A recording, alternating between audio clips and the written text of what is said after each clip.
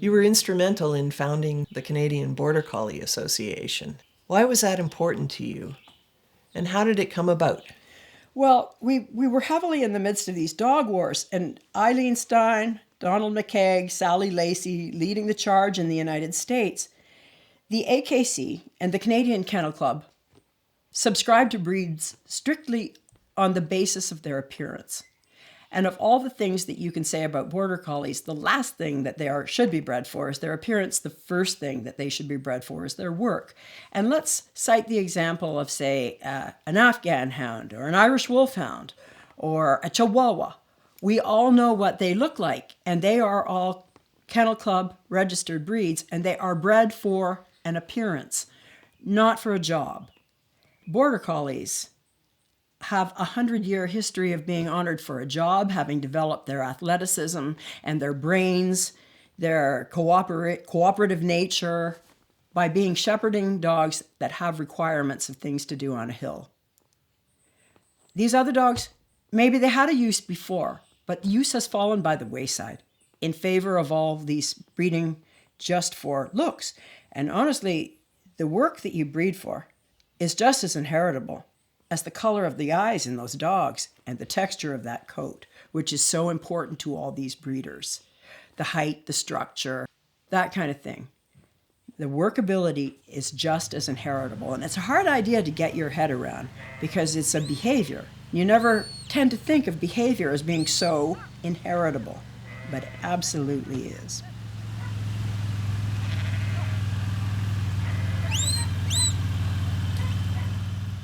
The dog wars were the story of the fight against the AKC hijacking, more or less, the border collie breed, because their registry drives their revenue, much like our registry, really.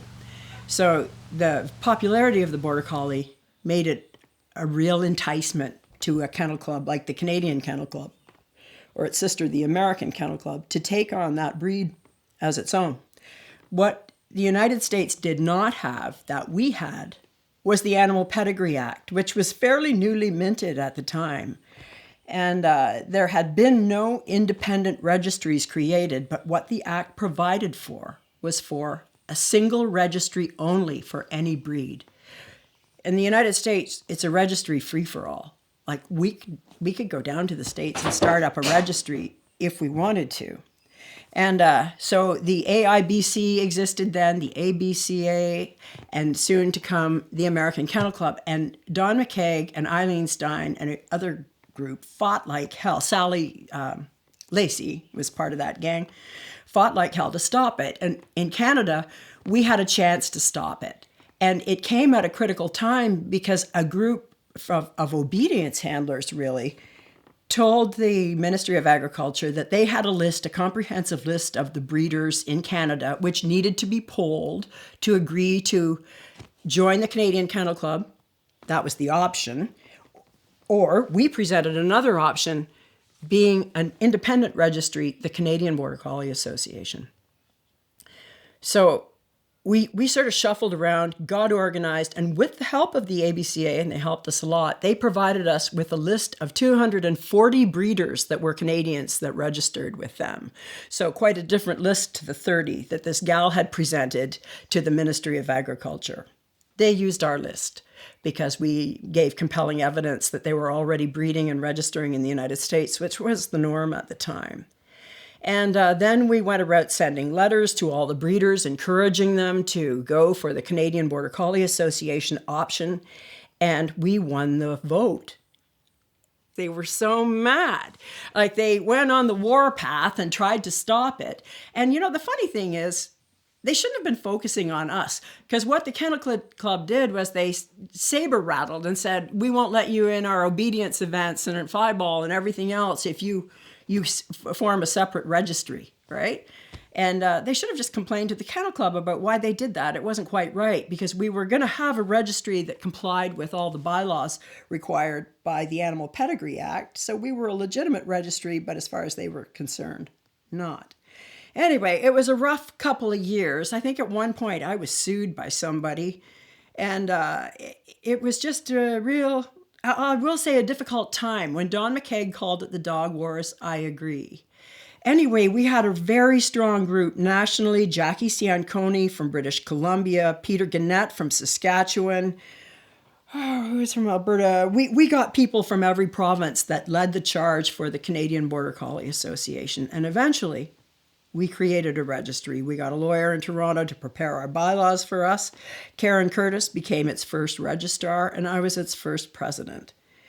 And things evolved from there. We started registering a few dogs, and then we started registering a lot of dogs. We held a championship, the first one in 1998, and we've had one every year ever since then. We've had a few struggles. At the time, after Werner was the registrar, and all these people have done a wonderful job representing us and our breed and the CBCA. He wanted to step down. And Bruce Smart, who was the president at the time, and I believe everybody should take their turn being the president of the CBCA, so instructive to all of us. But he wanted to pass off the registry to the Livestock Records Branch, a sort of quasi-governmental organization that handles registries under the guidance, under the supervision of the Animal Pedigree Act. But it would have cost us something like $15 a dog to them to do that. So we avoided it. We hired Tara Dyer, and we haven't looked back. We have a very fat bank balance, and we do really well. We support things that we need to support, like our team going to the World Trial, to the live streaming of the U.S. National Finals, all kinds of things. And we have the money to do that stuff. And the reason we have the money to do it is because we handle the registrations.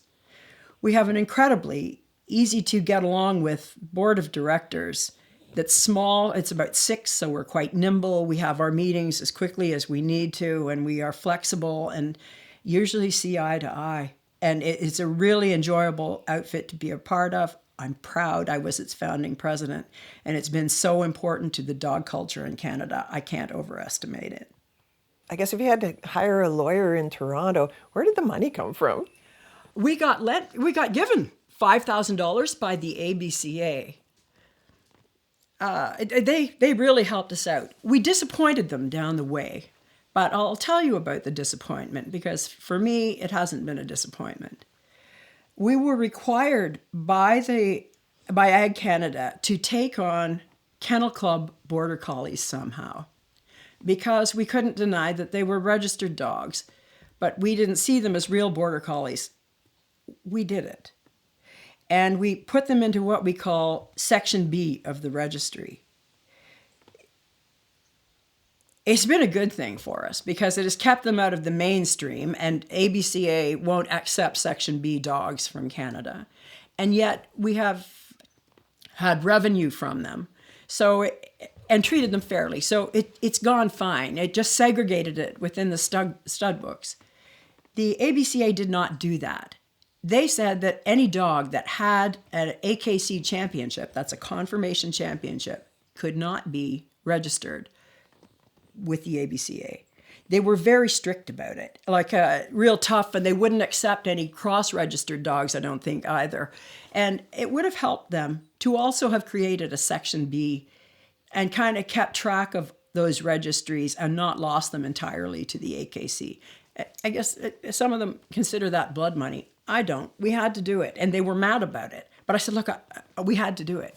It had to be. We couldn't say to our government, nah, we won't take them. That's a different, It worked out fine. And I think they're happy. We're happy. They get to go in their events at CKC now. They get a miscellaneous registration number from them. It's been fine. Was there a time when you thought the CKC was going to win? Well, it crossed my mind, but not really. I think I was pretty resolved that we would create a registry. That was no problem, especially after winning the vote, which you always wonder about. Voting is, you never know, right? But I feel that the dog wars have been kind of ongoing, although I'm not stuck in the fight that the ABCA is stuck in. And I do think that they're a little stuck in a fight that they should abandon now because it's over. The AKC registers Border Collies, whether they like it or not, and they have walked in another direction. And to me now, the whole thrust of, if you want to still call them Border Collie wars, which I don't really want to call them, has gone to PR. And when you have trials like Kingston showing 9,000 spectators what is the real beauty of border collies and sheepdog work, then you have in many respects triumphed. And that public look and the measure of our ability to communicate the great dog work and what's great about it so people understand it, because it can be hard to understand, then I think that is where the battle lies. And it's easily won if we apply ourselves.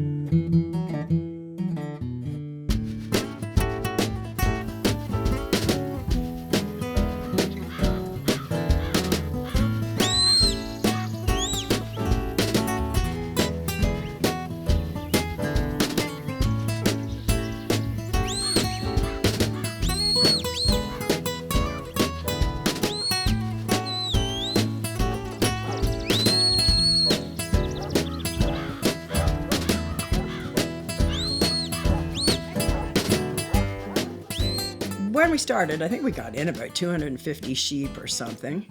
We had about 40 or 50 competitors, and there was no fence around the trial field. In fact, in one funny event, we had some bleachers set up, and a sheep escaped and ran over and ran into one of the washrooms there and ran in the door. And this guy came out grabbing his pants with his arm pointing like this, that there'd been a sheep, in the washroom, and the whole crowd just went ballistic laughing. It was funny. And sometimes sheep would jump in the river and go for, I think, thinking they were going to swim to Wapoose, but we're going to go to Howe Island. And a neighbor brought a boat out and went out and caught the sheep. They roped it and brought it in swimming. After that, we put up the fence and things became much less raunchy. It was a little raunchy over there. But we got more and more spectators.